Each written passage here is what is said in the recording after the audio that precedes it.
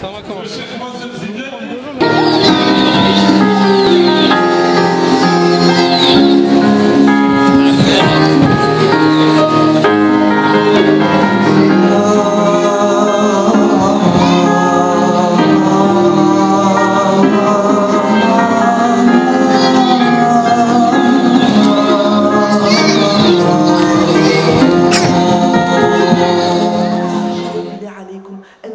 La meilleure garantie d'une réussite dans la vie scolaire de vos enfants, ce n'est pas le quotient intellectuel, encore une fois, ce n'est pas ses capacités cognitives, c'est son estime de lui-même.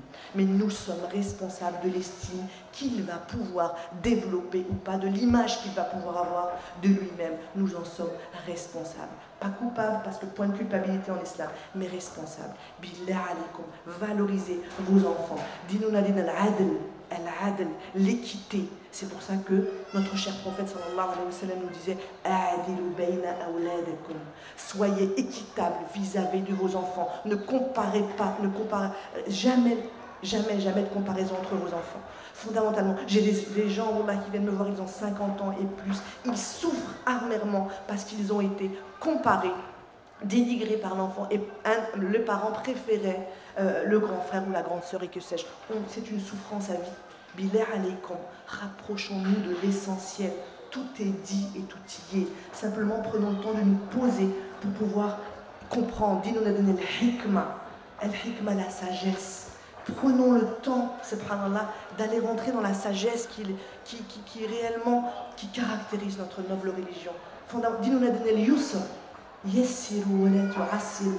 Nous sommes dans une société tellement compliquée que nous continuons à tout compliquer, même au niveau éducatif. Billah alaykum, yassiru wa la tu'assiru. Inna ma'al usri yusra. Fondamentalement, posez-vous avec vos enfants. Ne t'inquiète pas, tu as une difficulté, mais avec, pas après, avec cette difficulté, mon enfant, avec cette épreuve, tu as une sagesse derrière. Et l'important, c'est de pouvoir comprendre. Et l'important, c'est que si Allah, il t'a éprouvé, mon enfant, c'est simplement, d'abord parce que tu as les épaules, ne t'inquiète surtout pas. Jamais je ne mets sur les épaules de quelqu'un plus que ce qu'il peut supporter. Donc d'abord parce que tu as les ressources à l'intérieur de toi. Viens, ensemble, on va rentrer à l'intérieur de toi et on va chercher les ressources. Et je parlais la dernière fois de la métacognition, quand j'ai donné la conférence sur la réussite scolaire. Essayez d'ouvrir un espace mental avec vos enfants, d'essayer de comprendre ce qui se passe mentalement en eux. Et personne ne nous apprend, ni nos parents ne nous l'ont appris, ni nos enfants, ni à l'école. Et il est important d'être dans cette gestion mentale de nos émotions, de mettre des mots sur ce qui se passe dans ma tête. Fondamentalement, tu vas me dire que je dois arrêter. Ah, subhanallah, 5 minutes. Et donc, il est important de pouvoir mettre des mots. Les neurosciences nous ont prouvé aujourd'hui que l'expressivité de nos émotions, de nos ressentis, arrivait, subhanallah, à faire complètement descendre le stress et la non-gestion de sa colère. Il est important de pouvoir mettre des mots sur les émotions. C'est que quand un enfant va pas bien et est en crise, explique-moi, qu'est-ce qui se passe? Est-ce que tu veux me dire ce qui s'est passé aujourd'hui? À partir du moment où on met un mot sur l'émotion, subhanallah, c'est scientifiquement prouvé. Le cerveau s'apaise totalement parce que le cortisol n'a plus sa place, qui est l'hormone du stress, et il est remplacé par ce qu'on appelle l'endorphine. L'endorphine qui est l'hormone du bonheur, et l'ocytocine qui est l'hormone du lien. Et à partir du moment où je me mets en lien dans cette société où le délitement, là est le problème, où le délitement prédomine, je vais mettre du lien avec moi-même, je vais mettre du lien avec mon enfant. C'est ce qui va faire que dans son cerveau, par le lien et par le renforcement positif, il y aura un déclenchement total d'ocytocine qui est l'hormone prouvée scientifiquement, l'hormone du lien, qui va faire que, alhamdoulilah, je vais me sentir apaisée. Donc il est important de mettre des mots, il est important d'être dans le lien, il est important d'être dans le qudwa, il est important d'être dans le hiwar, billah alaykum, et toujours faire du lien entre voilà ce qui se passe. Et, subhanallah, actuellement, voilà les découvertes scientifiques et voilà notre belle religion qui, il y a 1400 ans, subhanallah, pouvait nous dire exactement la même chose. Donc, et c'est comme ça que je vais faire aimer ma religion, subhanallah, à mon enfant. C'est comme ça parce que je vais réellement y mettre du sens.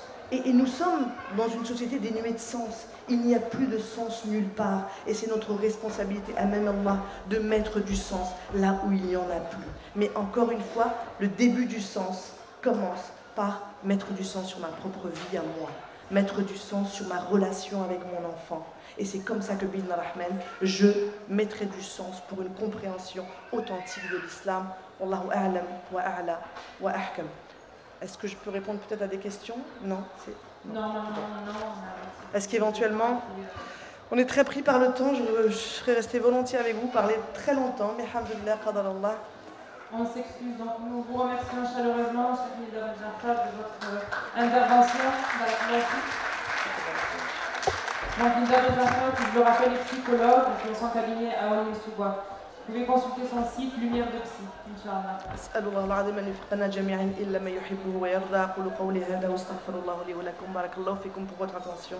سبحان ربك رب العزة عما يصفون وسلام على المرسلين وآخر دعوتنا إن الحمد لله رب العالمين. N'oubliez pas les invocations, billah alaykum. Apprenez à vos enfants les invocations. La citadelle du musulman, elle porte bien son nom. C'est la plus grande des protections. Invocation du matin, invocation du soir, billah alaykum.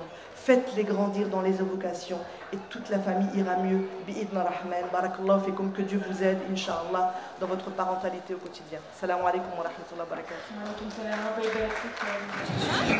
Ça va commencer.